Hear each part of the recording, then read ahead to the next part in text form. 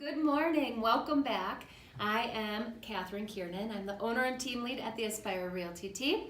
And I'm Justin Cross. I'm a buyer's agent on the Aspire team. And my name is Keana Carnop. I'm the transaction coordinator with the Aspire Realty team. And today for our coffee talk, it was actually prompted by the lovely Keana.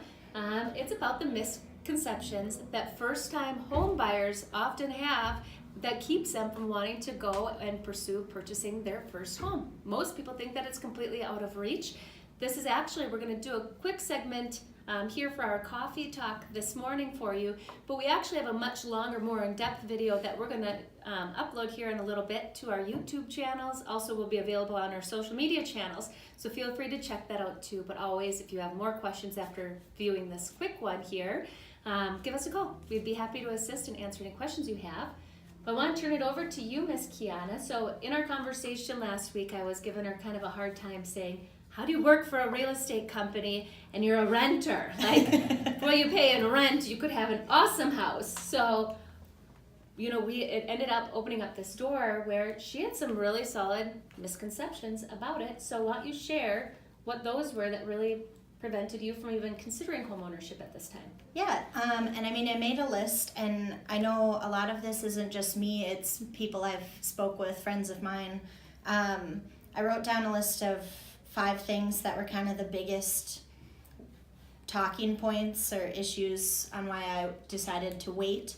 The first one being I thought that I would need about 20% to put down on a house to buy. The next one was I thought that the price you see online when you're looking is the price that you're going to have to pay for the house. The next one was needing to buy the house of your dreams right away, which is a hard thing to do when you're looking at houses online. And then a fourth thing is thinking that you can save money by not using an agent and doing everything yourself. And then the last one is just not knowing enough about property taxes and the true cost of ownership for a home. Those are really good ones because I don't know about you, Justin, but I hear those almost every single time I meet with a new home buyer. Mm-hmm. Yep. What, I do too. And on, the down. Lies. All lies. It's all lies. That's the good news. See, I love that we always are bringing good news on Monday. Yes. The number one misconception that I swear I hear every single day of my life since being in the real estate industry is that I don't have a 20% down payment saved up. And guess what? You don't need one.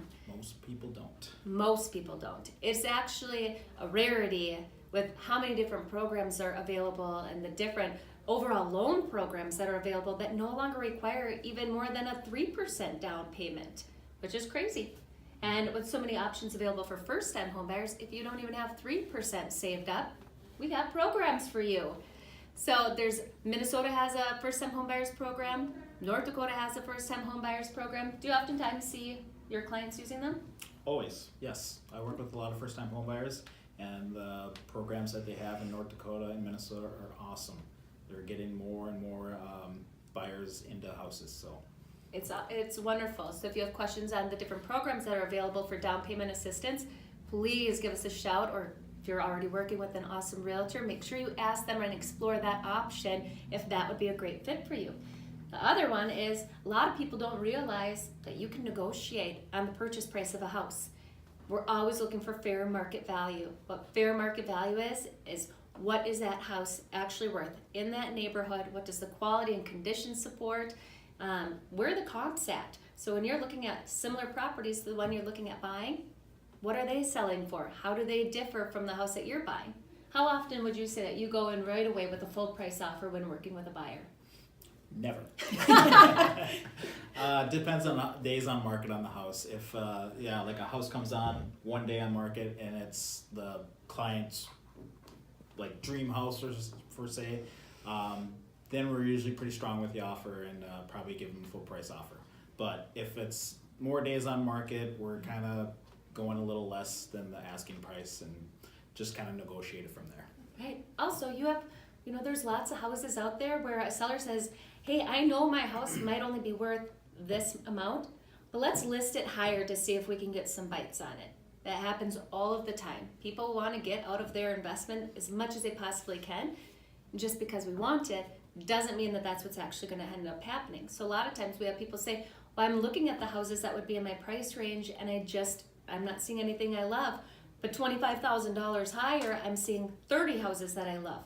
Don't cancel out the opportunity to look at different homes, because you just might be able to get the house of your dreams right now at the perfect price for you. The other one you said was saving money by not using an agent. Actually, most circumstances, you're going to pay more, because without an agent, you don't know what we know. What we do to help you from start to finish can help you negotiate your contract. We help you to identify the perfect lender for you who's going to work with your individual situation. So closing costs can be different, loan origination fees can be different, interest rates can be different, programs can be different. There's so much that goes into it, and that's what agents are here to help you do. We partner with you from start to finish, not only to find the perfect house, but to make sure that we're protecting your finances from start to finish and well beyond. The last one was not knowing enough about property taxes and the true cost of ownership. That's a really good one. Every single time we have a client who's looking at making an offer on a house, the first thing they ask is, what will my payment be? From there, what they don't realize a lot of times is, how does insurance affect that payment? How does taxes affect that payment?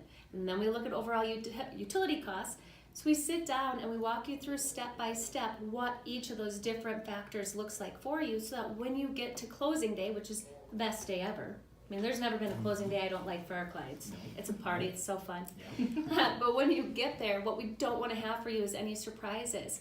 And so lots of times when you're renting, say, a house or an apartment, might be a really high electric costs. And then you buy a house and it's got gas forced air and it's crazy energy efficient, and it could bring your payment down significantly. So just putting in, all of these different pieces, there are hundreds of common misconceptions that we hear all of the time. If you have questions to begin your own journey, give us a call. We would love to assist you. Like I said, if you're already working with a licensed real estate agent, you're doing the perfect first step. Otherwise, feel free to give the Aspire team a call. You can get me at 701-306-8303. And you get me at 701-610-3774. Or visit us online, www.findfargomoreheadhomes.com. Thanks so much for tuning in. We look forward to seeing you again next Monday.